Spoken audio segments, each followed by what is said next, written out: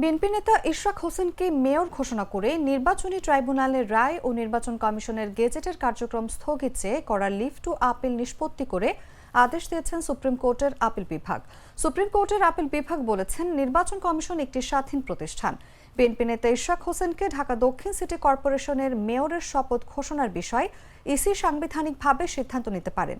বৃহস্পতিবার এ সংক্রান্ত বিষয়ে দায়ের করা আপিল আবেদন মঞ্জুর করে প্রধান বিচারপতি ডক্টর সৈয়দ রেফাত আহমেদের নেতৃত্বাধীন সুপ্রিম কোর্টের আপিল বিভাগ এই আদেশ দেন। আদালতে নির্বাচন কমিশনের পক্ষে শুনানি করেন সুপ্রিম কোর্টের সিনিয়র আইনজীবী ব্যারিস্টার ডক্টর মোহাম্মদ ইয়াসিন খান। আদালতে লিভ টু আপিলকারীর পক্ষে শুনানিতে ছিলেন জ্যেষ্ঠ আইনজীবী মোহাম্মদ হোসেন। ইশরাকের পক্ষে ছিলেন জ্যেষ্ঠ আইনজীবী এম মাহবুব উদ্দিন খোকন।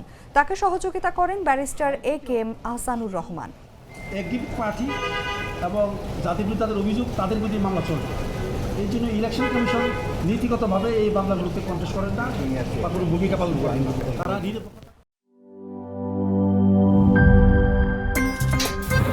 আমার একটা স্মার্ট সিদ্ধান্তে 25% গ্যাসের খরচ কমেছে। ভাবছেন কিভাবে?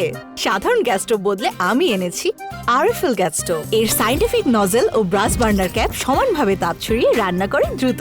তাই গ্যাসও বাঁচায় 25%, টাকাও বাঁচে 25%। আরএফএল গ্যাস স্টোভ নিরাপদ ও গ্যাস সাশ্রয়ী।